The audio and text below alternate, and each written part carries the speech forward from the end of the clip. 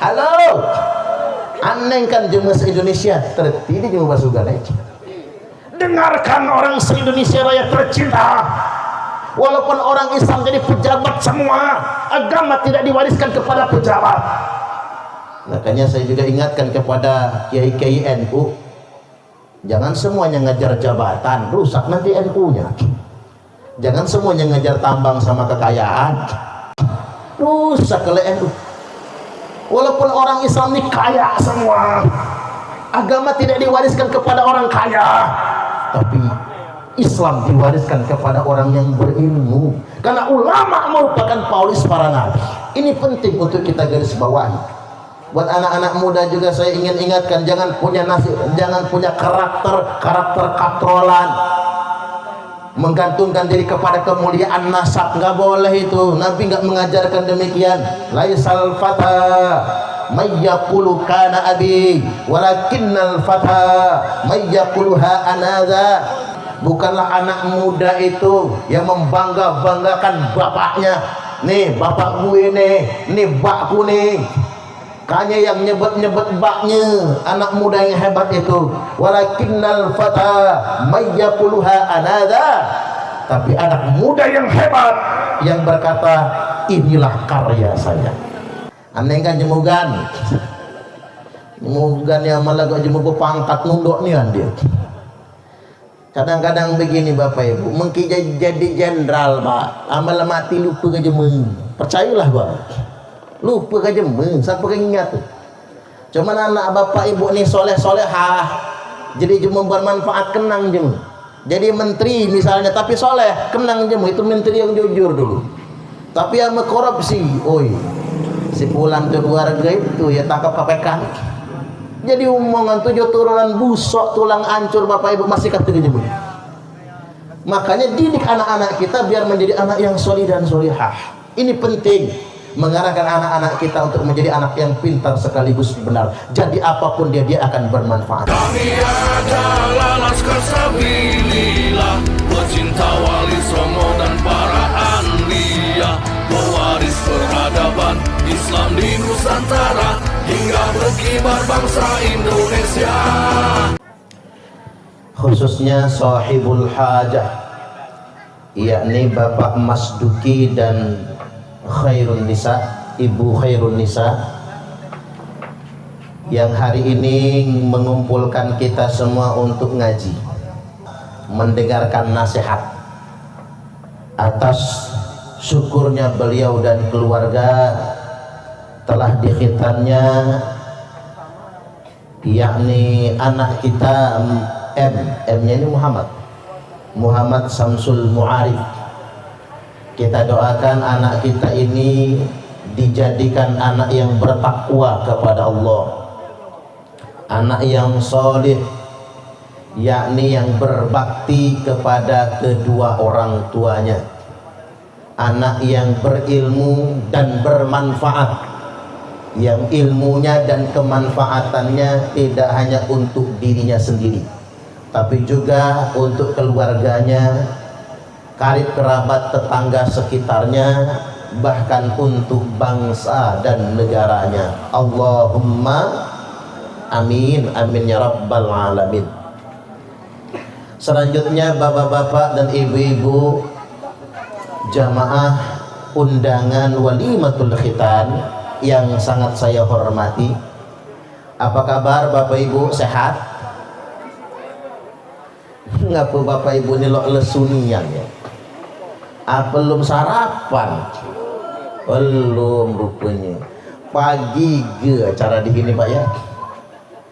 Rupanya bapak-bapak yang pengen ngupi saja, jangan-jangan belum ngupi pula kalau. Belum pula. Nama itu belum ngupi, belum sarapan. Ceramahnya halah lamege, yang penting intinya. Cocok kata cocok? Yang penting intinya. Jadi untuk Nakanda Mas Duki dan Khairun Nisa, pada kesempatan kali ini hendak saya sampaikan bahwasanya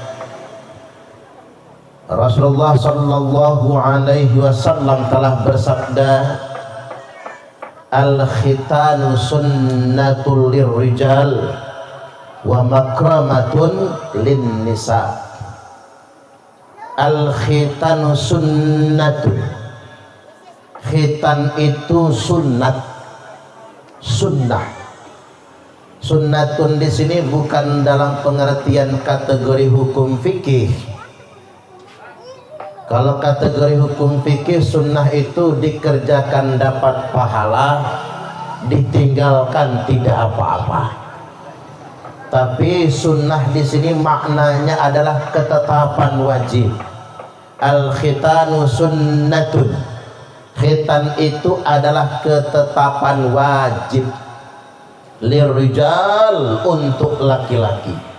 Karena menggunakan kata sunnat atau sunnah, maka jemaah Indonesia jemedihi ngatekenya bukan khitan, tapi ngatekenya sunnah karena ngambil bahasa langsung. Tapi sunat di sini adalah ketetapan wajib bagi laki-laki, wa makrumatun, dan kemuliaan lin nisa, bagi perempuan. Ame jantan wajib, ame betina kemuliaan. Jemugan kan jantan betina, maka jemugan tuh dia nyebut ayam jantan, ayam betina. Tapi bahasa ugan jantan tuh halus, betina tuh halus. Maka Pak, kalau orang organ manggil orang tua, Mbak, kamu nak kemana? Kamu, Pak. Pikir orang Jawa, kasar amat tuh orang tua kamu. Ame bahasa ugan kamu tuh paling lembut. Kalau ngomongnya begini, Mbak, nganak kemana? Kena tempiling, kalau macam-macam. Ngan ke mbaknya dewe. Jadi ini penting, namanya psikologi bahasa. Setiap bahasa itu ada jiwanya. Makanya setiap suku punya kekayaan bahasa masing-masing. Yang repot tuh mah ini, jema Jawa belaki gua jema Palembang. Pas nak kondangan khitanan mah ini, binilah berdandan cindenian, uji lakinya payung buguyur. Kata istrinya, Sadi sudah mandi pas pagi. Pikir bininya buguyur ini nak mandi, Pak. Ini buguyur, pikir bininya, karena orang Jawa buguyur itu mau pas esok empun siram. Pikir dia mandi buguyur itu, diguyur air. Padahal buguyur bahasa dihi itu kalau dijauhkan alon-alon asal kelakon. Jadi penting, bahaya budaya bahasa itu penting untuk saling memahami. Balik lagi Bapak Ibu, ame jantan wajib sunat ini, ame betina sunnah kemuliaan. Baik, kita garis bawahi yang pertama, Nabi Adam diciptakan oleh Allah sudah dalam keadaan tersunat. Nabi Nuh, Nabi Idris alaihi salam lahir sudah dalam keadaan tersunat.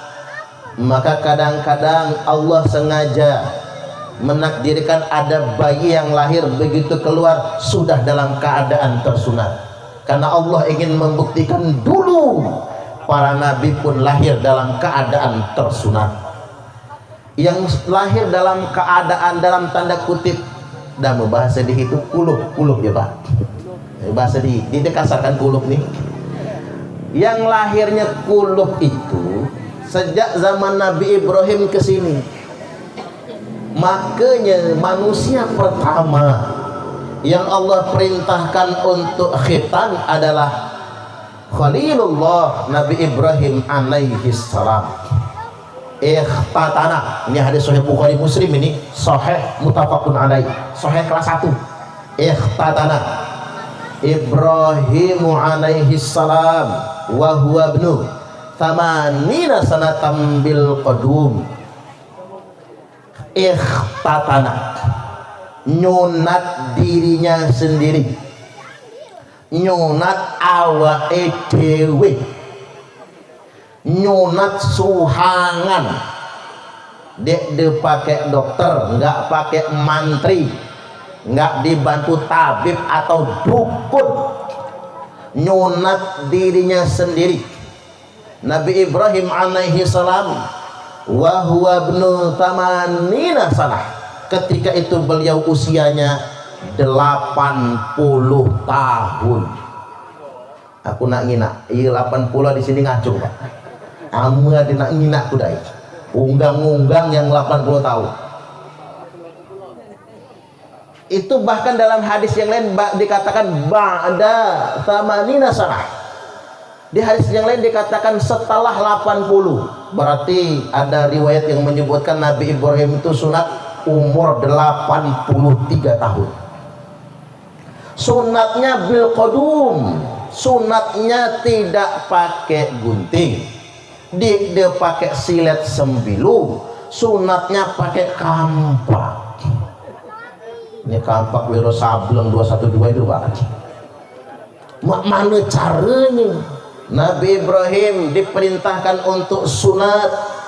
Kata Sayyidah Sarah radhiyallahu anha, ame bahasa kita, bang, abang yang motong, saya yang bantu megangin. Kata Ibrahim, enggak aku. Malu kata Ibrahim, sudah tak pegang sendiri, tak potong sendiri.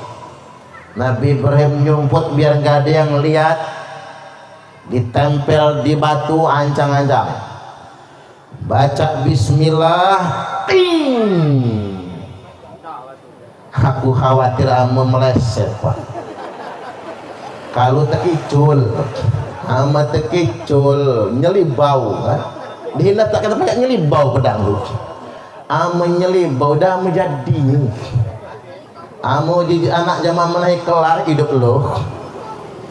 Nah itulah berkahnya bismillah. Nabi Adam itu bismillah, Nabi Ibrahim bismillah, cuman ama yang lengkap bismillahirrahmanirrahim itu Nabi Sulaiman sampai ke dimaknai pakai bismillah. Maka seide-idenya segala urusan pakai bismillah. Semua yang dimakan adalah racun kata Nabi, tapi akan tawar dengan bismillah. Makan nasi racun, diabetes Bapak Ibu, tapi tawar nasi itu dengan bismillah. Minum kopi pacak jadi racun, tapi akan menjadi khasiat dengan bismillah. Jadi jangan lupa baca bismillah, karena segala yang kita makan akan berbahaya untuk tubuh kita kalau kita tidak membaca bismillah. Segala urusan sertakanlah bismillah. Makanya baca bismillah pendek boleh, bismillah jadilah. Nak panjangkan bismillahirrahmanirrahim silahkan. Nak lebih panjang baca al-fatihah. Karena segala sesuatu yang pakai bismillah tersambung berkahnya, tapi segala sesuatu yang tidak pakai bismillah abtar, putus berkahnya. Nabi Ibrahim baca bismillah lalu khitan. Sejak saat itu disyariatkan untuk semua laki-laki tanpa terkecuali, bukan cuma untuk umat Muhammad, tanpa terkecuali laki-laki wajib yang namanya dikhitan. Selanjutnya wa makrumatun, ternyata khitan ini juga kemuliaan. Ulama menghukumi sunnah kemuliaan lin nisa, untuk perempuan. Makanya sumbang saran Bapak Ibu, kalau ada bayi perempuan sunat. Makanya dokter nggak mau nyunat, bidan nggak mau nyunat, cari dokter yang mau nyunat, cari bidan yang mau nyunat. Begini Bapak Ibu, mengapa ada khitan buat bayi perempuan? Ada riwayat dari Rasulullah sallallahu alaihi wasallam, ikhfadi wala tanhiki. Buat perempuan itu ikhfad. Ikhfad itu bahasa dihinya damu lah ya. Cuilkan dikit kiat. Nih, cuilkan dikit kiat. Ini nggak usah pakai bahasa Indonesia yang gak enak pokoknya. Cuilkan dikit ya. Halah banyak ide, jangan kebanyakan. Tapi ingat ini Pak, ini teori. Saya tahu hadisnya, saya tahu teorinya, tapi saya tidak pernah tahu bagaimana cara mempraktekannya. Nanti bapak ibu bawa bayi perempuan ke saya lagi, Ustaz tolong sunatkan anak kami, mati anak juga. Ini harus yang ahli itu dokter, bidan, minimal dukun beranak. Mendukun beranak tuh pakai dama, pakai kunyit, kan begitu. Serahkan kepada ahlinya, jangan dibaca dewek, salah. Dikit kian halah banyak ige. Oh bahasa dihinya, dikit saja, jangan banyak-banyak. Tujuan bayi di khitan apa? Fa innahu amdaru lil wajhi. Kalau bayi perempuan di khitan wajahnya cerah. Orang Jawa nyebutnya sumringah, wajahnya itu akan sumringah. Makanya kalau di khitan si bayi nanti gedenya, kalau putihnya enak dilihat, hitamnya hitam mengkilat, kuningnya kuning langsat. Tapi kalau nggak dikhitan, putihnya pucat, hitamnya pekat, kuningnya persis seperti yang anyut di selokan itu. Dia emak nginaknya, betina itu sama dia disunat, dia emak nginaknya, dia dimanes bapak ibu. Makanya yang kemanes anak dia melagades ke sunat. Makanya lemak ngirini ibu-ibu ini. Kalau ibu-ibu ini kerjaannya cemberut, monyong, mukanya sumpek, enggak sumringah, gampang ngambek kan ketahuan. Kecilnya lupa disunat, ketahuan. Makanya Pak ama ibu-ibu ini marah tulah kendaknya tuh. Katakan apa kamu dulu disunat tapi. Ala kada emak pahit igen minak muka nih. Ama je malah masam pahit bapak ibu. Kalau kata orang Jawa itu ndak sumeh, ndak sumringah, ya jangan lupa disunat. Karena tujuannya biar cerah wajahnya, wa ahza inda zauj, dan agar lebih nikmat ketika sedang bersama suaminya. Yang kedua nggak usah dibahas, banyak anak kecil melanggar etika nantinya, adab kesopanan. Nanti balik lagi bapak ibu, saya sumbang saran bayi perempuan disunahkan untuk dikhitan. Tapi ingat, kalau sudah kebesaran jangan lagi dikhitan. Khitan tuh begini, paling lambat 40 hari atau lewat dikit. Kalau sudah 1 tahun nggak usah disunat lagi, udah kadang lewat. Ini bayinya disunat 17 tahun. Woi gadis, nggak boleh, itu melanggar kehormatan. Amalah telanjur, namanya telanjur pak. Beda sama laki-laki, mu'allaf umur 80 tahun sunat laki-laki soalnya. Mu'allaf umur 30 tahun dulu nggak pernah sunat, 30 tahun masuk Islam sunat wajib. Tapi kalau buat perempuan tidak, hanya pas bayi saja. Maka usahakanlah dalam 40 hari khitan bagi bayi perempuan itu, dan dilarang untuk walimah. Jangan sampai nanti ada pesta walimatul khitan. Pikir yang di pesta anak bujang yang mana, ternyata dijajar gadis 3, nggak boleh. Khitan buat anak laki-laki boleh diwalimahkan, dipestakan, tapi khitan buat bayi perempuan pantang, nggak boleh diwalimahkan. Ini penting untuk dipahami. Kalau akikah berlaku semua, tapi kalau untuk khitan, walimah hanya berlaku buat laki-laki. Jadi balik lagi bapak ibu, kemuliaan buat perempuan. Selanjutnya pada kesempatan kali ini aku nak berbesar untuk Nakanda Mas Duki dan Khairun Nisa dan kita semua yang hadir di sini tentang pentingnya pendidikan untuk anak-anak kita. Begini bapak ibu, jangan wariskan harta kepada anak. Awamanadi disyukuri. Tapi ingat, jangan wariskan harta, tapi wariskan ilmu kepada anak-anak kita. Kalau orang tua mewariskan harta, harta cuma jadi rebutan, ya bayar. Betapa banyak hilang persaudaraan, pak sekapaan, karena berebut harta warisan. Hilang kemuliaan orang tua. Makanya Nabi Ibrahim alaihi salam berdoa, Rabbi habli minas solihin, minta kepada Allah keturunan yang soleh. Begitu punya anak yang soleh, wa alhiqni bis solihin, minta lagi Nabi Ibrahim, kebatkan ya Allah, kebatkan aku. Bahasa dirinya kebatkan, ikatkan aku ya Allah dengan seluruh anak keturunanku jemu baik gale. Mengapa demikian? Waj'alni lisana sidqin fil akhirin, agar aku menjadi buah tutur kata yang baik bagi generasi di kemudian hari. Ngapa je memaknahi sekian miliar orang Islam nyebut Nabi Ibrahim? Bukan cuma orang Islam, orang Yahudi nyebut Nabi Ibrahim, orang Kristen nyebut Nabi Ibrahim, agama Nasrani nyebut Nabi Ibrahim, agama Hindu pun nyebut Nabi Ibrahim, kita pun nyebut Nabi Ibrahim. Setiap sholat kita menyebut bersolawat kepada Nabi Ibrahim. Mengapa demikian? Karena doa Nabi Ibrahim diijabah, punya anak yang solih, dzurriyyat yang solih, baik dari Nabi Ishaq alaihi salam sampai Nabi Ismail alaihi salam sampai kepada Nabiullah Muhammad sallallahu alaihi wasallam. Artinya kemuliaan leluhur itu akan ditentukan oleh generasi yang soleh dan solehah. Aku buat umpama ini. Coba Bapak Ibu amedihi, ada anak jadi kiai, santrinya ribuan misalnya, tiap tahun hauli nyebat ke umatnya, ngundang ribuan jemaah, walaupun orang tuanya bukan apa-apa dan bukan siapa-siapa, tapi kemuliaan orang tua akan terus disebut. Santri ini kalau jadi kiai pula doakannya gurunya tuh. Nah ini kayak adik-adik ini, anak-anak ini, muridnya Yai Salim mendoakan orang tua Yai Salim derajatnya diangkat gara-gara kemuliaan Yai Salim.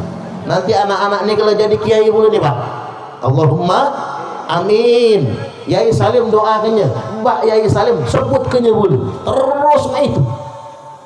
Tapi walaupun orang tuanya kiai, ibunya Bu Nyai, kalau anaknya enggak jadi apa-apa, apalagi jadinya ahli maksiat misalnya, hilang kemuliaan orang tua.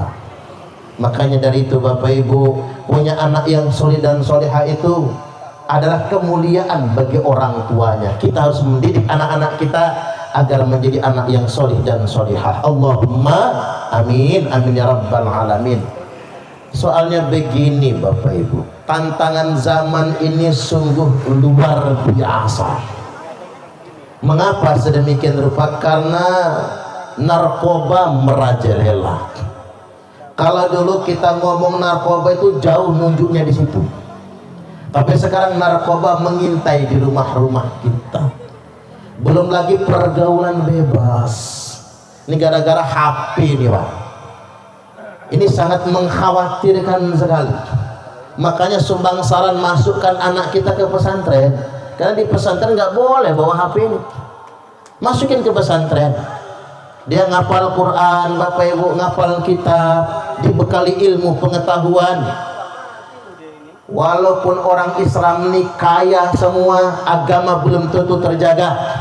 Walaupun orang Islam ini jadi pejabat semua, agama belum tentu terjaga. Walaupun orang Islam ini rumahnya gedong mewah semua, agama belum tentu terjaga. Tapi kalau orang Islam itu mondok, belajar ilmu, jadi orang alim, jamaknya ulama, agama pasti terjaga. Mengapa demikian? Wa annal ulama'a warasatul anbiya, karena sesungguhnya ulama itu pewaris para nabi. Agama ini tidak diwariskan kepada orang kaya. Aneh kan? Halo? Aneh kan jemaah se-Indonesia tertidi jemaah basugan. Dengarkan orang se-Indonesia raya tercinta, walaupun orang Islam jadi pejabat semua, agama tidak diwariskan kepada pejabat. Makanya saya juga ingatkan kepada kiai-kiai NU, jangan semuanya ngejar jabatan, rusak nanti NU-nya. Jangan semuanya ngejar tambang sama kekayaan. Ini kan mana ngejar tambang nih kan, rusak kalau NU. Walaupun orang Islam ini kaya semua, agama tidak diwariskan kepada orang kaya, tapi Islam diwariskan kepada orang yang berilmu, karena ulama merupakan pewaris para nabi. Ini penting untuk kita garis bawahi. Buat anak-anak muda juga saya ingin ingatkan, jangan punya karakter katrolan, menggantungkan diri kepada kemuliaan nasab. Nggak boleh itu. Nabi nggak mengajarkan demikian. Laisal fata may yaqulu kana abi walakinnal fata may yaquluha anadha. Ini pepatah Arab ini. Bukanlah anak muda itu yang membangga-banggakan bapaknya. Nih bapak gue nih bakku nih. Kayaknya yang nyebut-nyebut baknya. Anak muda yang hebat itu. Walakinnal fata may yaquluha anadha. Tapi anak muda yang hebat yang berkata, inilah karya saya. Itu anak muda. Jangan bergantung pada nasib katrolan. Jangan hanya menggantungkan diri pada kemuliaan orang tua. Karena kemuliaan orang tua akan turun ke anaknya kalau anaknya juga mulia. Kalau anaknya mutaba'ah, niru orang tuanya. Ini penting untuk kita garis bawah. Soalnya Nabi saja bersabda begini, Bapak Ibu. Wahai Quraisy, kata Nabi. Nabi nyebut Quraisy sama dengan kita begini. Wahai orang Lampung, wahai Jemugan, wahai tiang Jawi, misalnya Pak, bicara kesukuan. Wahai Quraisy, kata Nabi, la ughni ankum minallahi syai'a. Saya Muhammad tidak bisa menolong kalian sedikit pun kalau kalian tidak bertakwa kepada Allah. Wahai Bani Hashim, nah Nabi kalau nyebut Bani Hashim nyebut fam, keluarga, sama dengan dihi. Wahai keturunan Unggang Umar Yazid misalnya, lah nyebut keluarga ini. Wahai Bani Hashim, la ughni ankum minallahi syai'a. Saya Muhammad tidak bisa menolong sedikit pun kalian di hadapan Allah kalau kalian tidak kalau kalian tidak bertakwa. Lalu Nabi ngerucut lagi, wahai Bani Abdul Muthalib. Nah, ini lebih ngerucut lagi.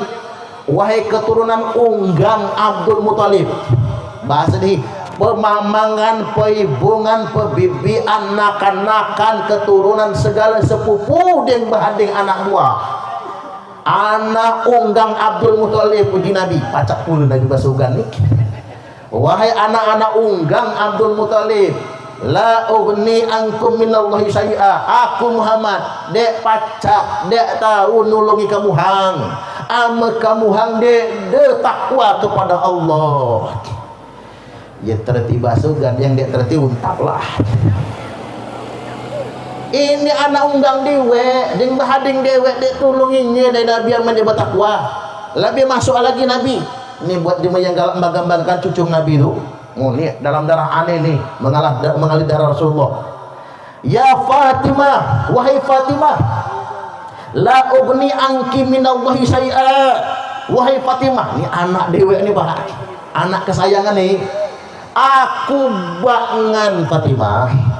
Aku ayahmu tidak bisa menolongmu kalau kamu tidak bertakwa kepada Allah. Tuh, Nabi dewe, hadis Sahih Bukhari Muslim ini.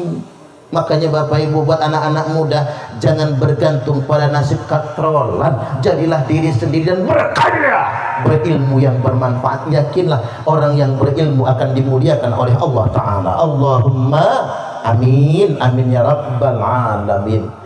Baik Bapak Ibu, yang selanjutnya ada beberapa hal yang harus ditanamkan buat anak-anak kita. Satu, pendidikan agar anak kita menjadi anak yang pintar sekaligus benar. Kalau bahasa agamanya siddiq. Nabi itu sifat wajib pertama bagi Nabi siddiq. Makanya siddiq, kalau bahasa dihi jujur. Segala gawi pak harus jujur. Jadi pejabat jujur, sama pejabat dia jujur hancur negara ini. Pengusaha mesti jujur, pedagang jujur, ndak membeli Pak Man kurang timbangan, ya bayar. Kemudian yang berikutnya jadi pekerjaan sederhana lah, ngulian harus jujur. Menkuli bangunan ngundangi semen setengah sak tiap kali balik, habis bandu cuma Pak. Enggak akan dipakai orang, walaupun bagus pekerjaannya enggak dipakai kalau enggak jujur. Asisten rumah tangga saja kalau jujur dipakai, enggak jujur enggak dipakai. Termasuk kiai, ustaz harus jujur. Ame dek jujur dia pakai jemu. Karena di Indonesia ini banyak orang pintar tapi enggak benar. Kalau kata jemu Jawa jarkoni iso ujar ra iso ngelakoni.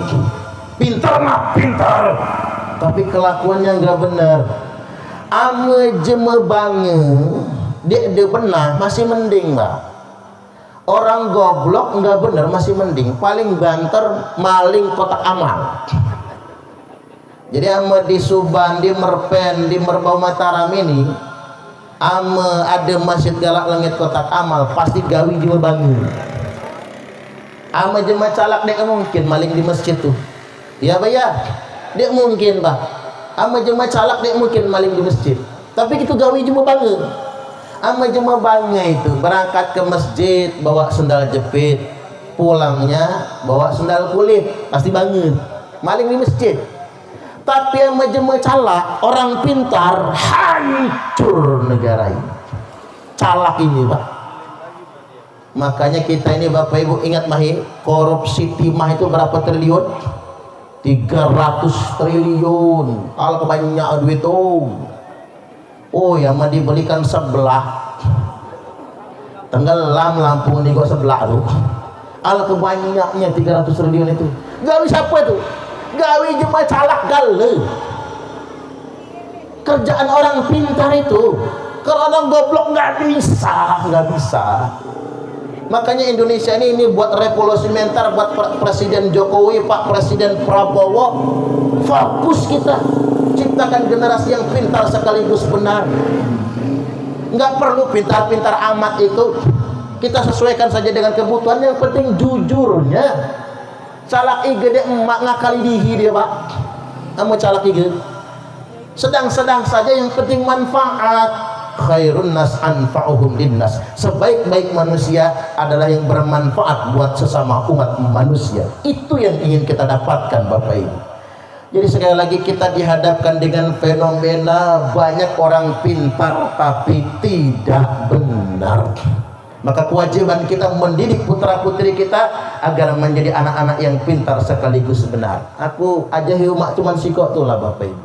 Jadi damu saja jujur nah. Makanya emak itu aman dihinakal pak, masih kecek dulu membubuki anak lu woi amat dia diampun dek kedak anjing boleh aman umak membubuki, tapi ingat yang dipukul buhit pancak buhit ini kira-kira bahasa Indonesia pantat kan begitu. Makanya pantat ini dibikin tebel biar kalau dipukul kan tidak langsung terasa tulangnya.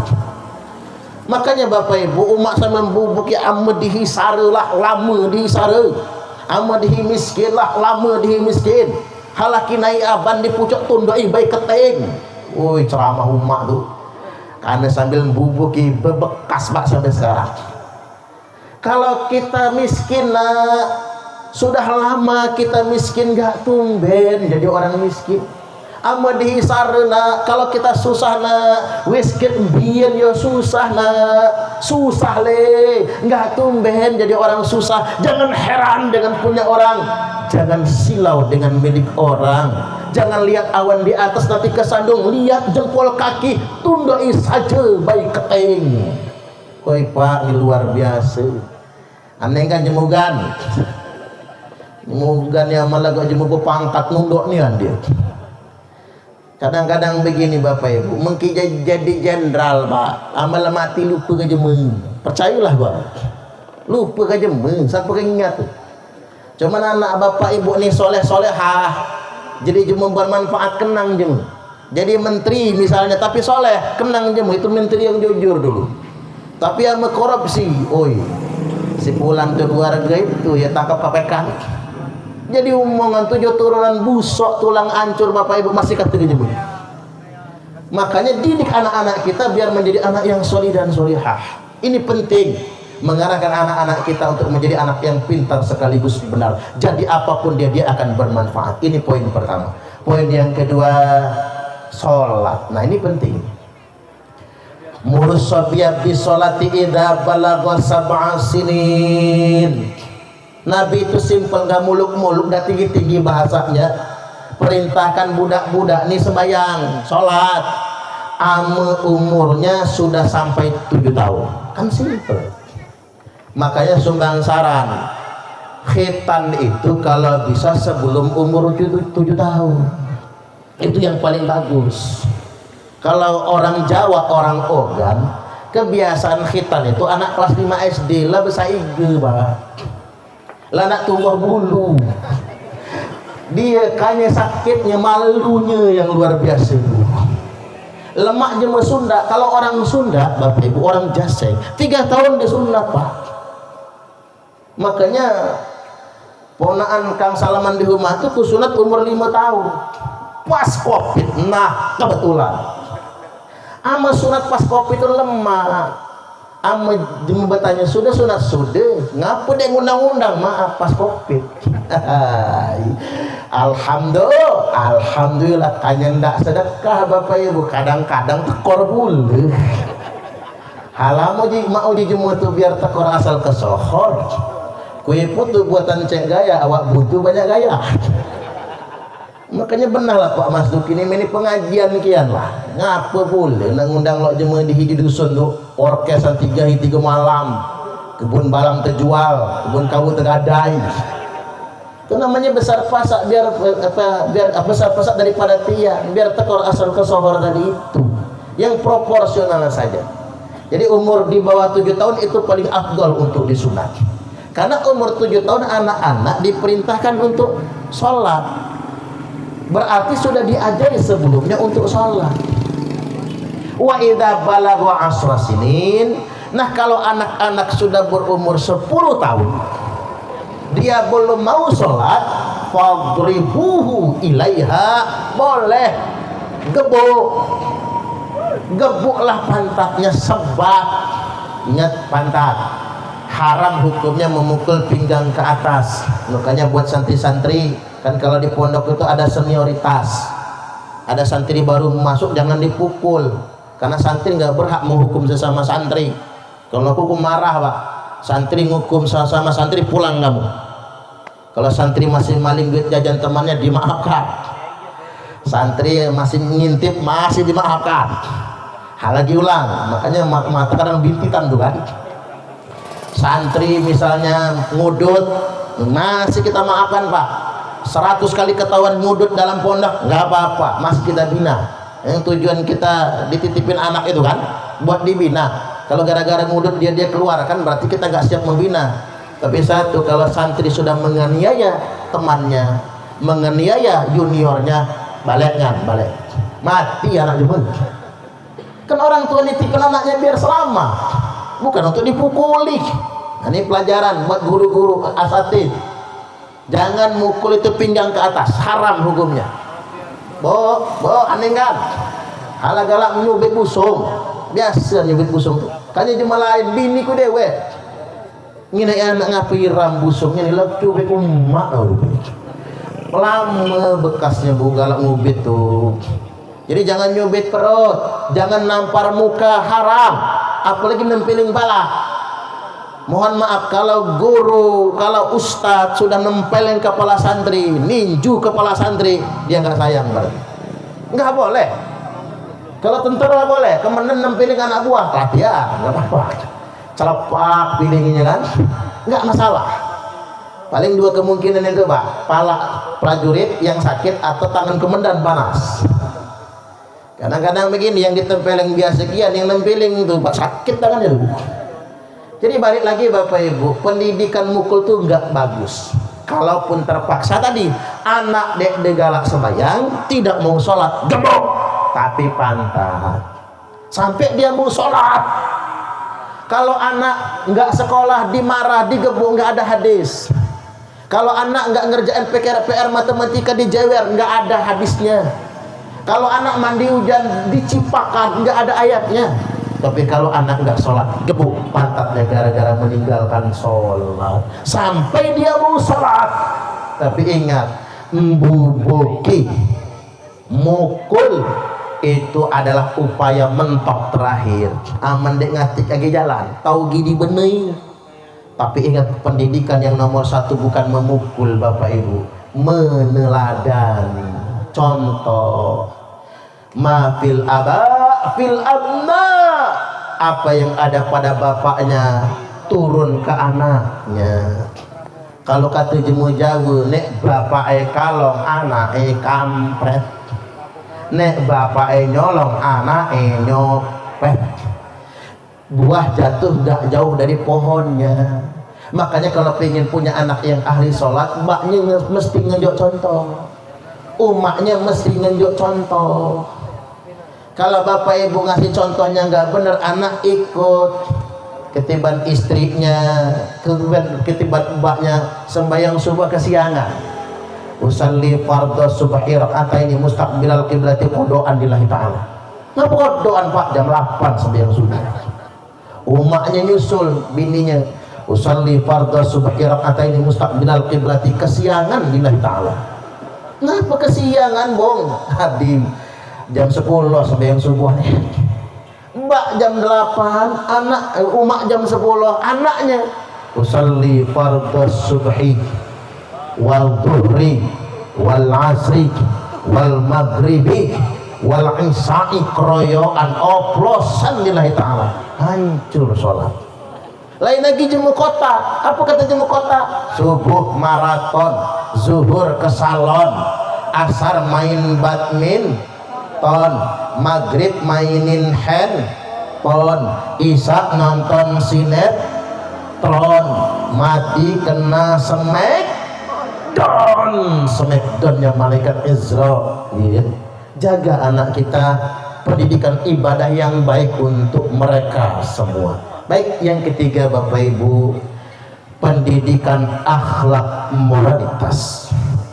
Pendidikan akhlak itu memang mesti dibiasakan. Ingat, al-baitu madrasatul ula. Rumah tangga ini madrasah pertama. Seorang ibu adalah guru bagi putra putrinya. Seorang ayah adalah teladan bagi putra putrinya. Rumah kita adalah sekolah yang pertama, bukan TPQ TPA sekolah yang pertama, yang utama, bukan pesantren, bukan PAUD TK SD, tapi sekolah yang pertama dan paling utama buat anak kita adalah rumah tangga, rumah kita sendiri. Makanya berikan pendidikan yang terbaik buat anak-anak kita, agar anak-anak kita memiliki moral yang benar, cara salim dengan orang tua, ajari lagi sungkeman cara Jawa, lestarikan. Ame bersujud itu kan jemugan nyebutnya bersujud nian tuhun awak tuh ini cucunglah tinggi badannya, tiban salim gue unggangnya tangan tahi ini bucok sepacul dari bau tangan tuh lah tinggi gitu. Jadi adab sopan santun tuh mesti diajarkan di rumah Bapak Ibu. Makanya umak tuh goreng pisang sederhana, namanya cuma talang goreng pisang. Mulai dihidang ambek dulu, kalau udah cuma sudah sepiring, antarkan ke rumah umeh, antar dulu badah umeh tempat nenek. Begitu pulang kita baru boleh makan. Bikin kolak pisang gemok, baca pisang gemok garam ya, kepok ya. Pakai bikin kolak pisang gemok, pisang kepok. Begitu sudah matang kita pengen nyicip, nanti dulu antarkan kuda ibadah unggang. Sudah ngantarkan ibadah unggang, boleh anaknya makan. Ini pendidikan, nggak pakai ceramah, pakai pembiasaan. Bagaimana cara berbakti kepada orang tua, ngajari anak. Makanya ada rumus Bapak Ibu, birru abaakum tabirrukum abnaukum. Berbakti kepada orang tua kalian, nanti anak kalian pasti akan membalasnya berbakti kepada kalian juga. Saya ingin ingatkan pada kesempatan kali ini, saya ingin ingatkan pada kesempatan kali ini, tidak akan mati anak yang durhaka kepada orang tuanya sebelum dia merasakan sakit seperti yang dirasakan orang tua. Aneh kan, ya galak melawan kok jemu tua. Hasillah kamu dek mati, aman dek mahasiswa ke sama. Makanya jemu tua lah terlanjur mati datang ke kuburan, minta maaf. Ada kan haulnya, dek mati, pasti balasan serupa lagi. Jemaah tua itu Tuhan kedua cuma Tuhan nomor 2. Ridha Allah fi ridha walidain, ridhonya Allah itu tergantung pada ridho kedua orang tua. Sak hati jemaah tua Allah nggak ridho, sakit hati orang tua Allah nggak ridho. Ini kejadian nyata. Wak dihidewe, wak dihidewe. Wak yang mana entah wak. Jauh dari Palembang sana datang. Jemaah kaya biasa, jemaah kaya dari Palembang datang Bapak Ibu mau ngeliat anaknya di Lampung. 5 anaknya di Lampung semua. Datang mampir ke Kota Bumi pada anak betina. Apa kata anak betina ini? Empai di pagar ini. Ada pagaran depan rumah. Mak, kamu tahu mikut aku, mak. Aku ini anak betina. Empai di kandang pagar, Bapak Ibu. Belum masuk umak ini tadi. Aku ini anak betina. Namanya orang ogan, Pak. Kan nggak boleh ikut anak perempuan, anak jantan dulu lah. Mana mengetik anak jantan, kan itu. Aku ini anak betina. Apa kata umak siapa pula nak ikut dengan ni? Cak aku ni dapat tandang. Saya tandang. Lah sakit hati jemaah dua ni, lah sakit Pak. Sudah makan siang. Padahal umak ni jemaah kaya, ada mobil, ada supir, ada yang ngancingnya nakannya dibayar nakan do di Kota Palembang sana. Di Kota Bumi sudah makan siang. Aku nak ke Karang, badak kakangan anak jantan. Begitu ke Karang anak jantan, dah ke malam situ pas sarapan, dah pakai baju dinas. Karena PNS kali laki bini, uji anak jantan tuh mak, aku ni pegawai, anak kamu pegawai. Nah, orang ogan tuh kalau nyebut mantu tuh anak kamu Pak, anak umak tuh anak kamu pegawai. Sedangkan cucu kamu mak sekolah kali, ame kamu di sini, siapa ngurusi kamu? Nguncak pula anak jantan ni. Apa kata wak ni tadi? Siapa pula nak ikut ngan? Cak aku nak bertandang saja. Awaman itu terserah mak, kamu nak bapahi di sini. Yang penting tadi apa adanya di dapur tuh setiap pagi lah siap. Kamu ini nak betanak dewe, terima beres. Au uak ni tadi. Anak ke kantor, mantu ke kantor, cucu berangkat sekolah. Apa jua panggil supir tuh, balik di. Panggil nakan. Wah, uji nakan tadi. Uji kamu nak lama di sini. Ide, balik di. Tinggal ke Surakian. Dulu jalan Bandar Jaya itu Pak belum ada jalan tol. Jalan Bandar Jaya itu masih hancur rusak. Macet kan? Rusak, padat kendaraan macet. Di tengah macet itu ngomong lawan. Amu aku mati, ingatkan ini wasiat. Amu aku mati halah kundang badah anakku. Kundang aku ke talang. Ke talang itu Pak ke kebun. Karena kebunnya kan banyak di talang. Jemar paruan. Kundang aku ke talang. Ame jemah talang nak nguburkan aku ngurus aku. Alhamdulillah aku mendak campak kegiatan dia. Ini nak urus aku. Yang penting jangan sampai jasadku disemayamkan di rumah anak. Betapa kagetnya Pak. Begitu lewat jalan macet Bandar Jaya sudah lunglai. Si uak sudah meninggal dunia. Kundang ke talang Bapak Ibu sesuai dengan wasiat. Oh cuma talang diurus Pak, diurus sampai dimakamkan. Kejadiannya luar biasa. Anak 5 balik gali ke talang, ngundang mobil hebat-hebat. Ada yang turun mobil pingsan, ada yang nangis guling-guling di tengah halaman. Kan kalau di talang tengah halaman libah Pak untuk jumlah kawin kan.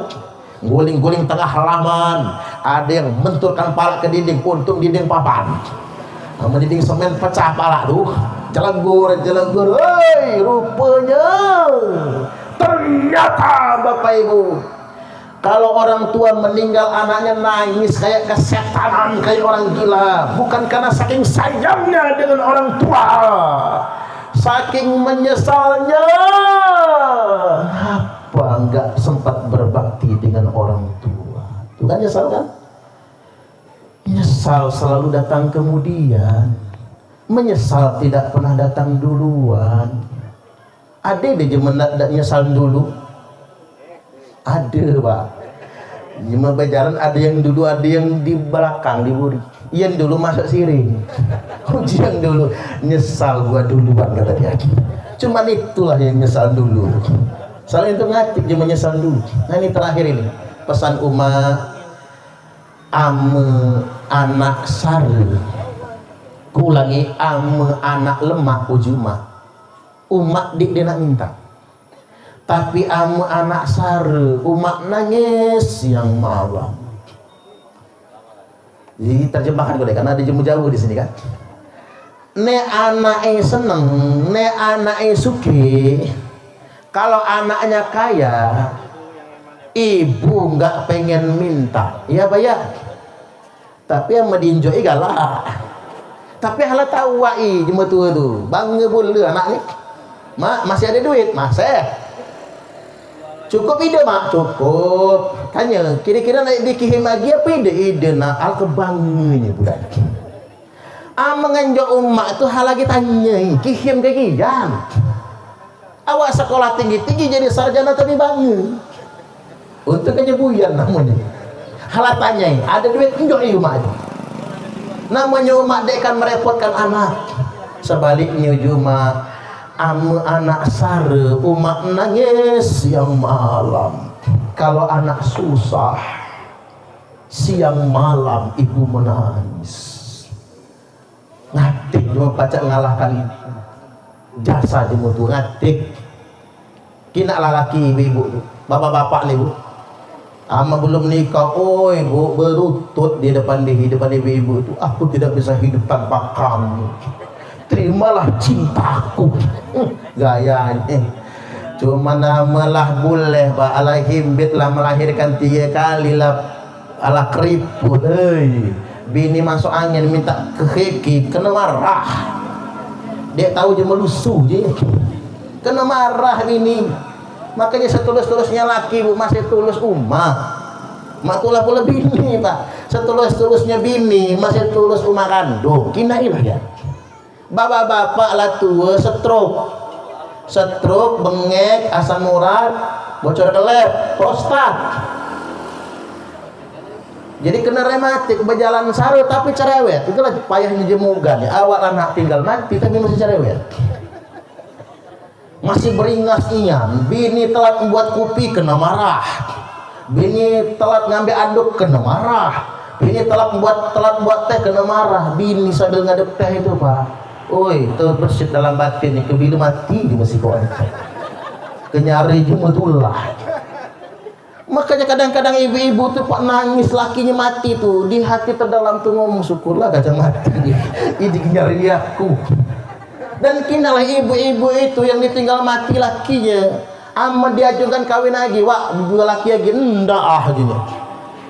Ibu-ibu tu tanyalah sama lakinya mati, bong, laki lagi enggak gini.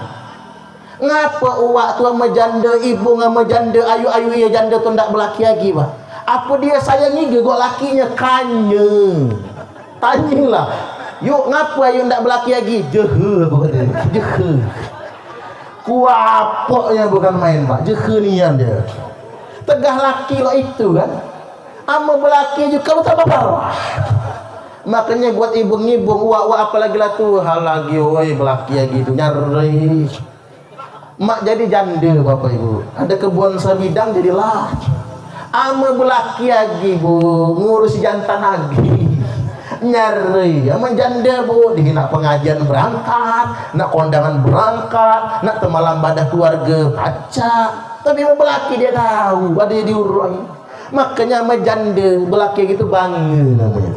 Halah galak. Nyari itu. Kendak bapak-bapak ni yang namanya itu tuh. Balik lagi Bapak Ibu hadirin wal hadirat rahimakumullah, enggak ada yang mengalahkan ketulusan orang tua. Coba aman ngenjo umat. Denjoi 1 juta, halah banyaknya. Banyak ige cuma. Denjoi 500.000 oi halah banyak ige nih. Dihinjoi 5 juta gemetah dia, Pak. Kebanyak duit ini dari mana ngam? Itulah umat. Cuka sama bini, Pak.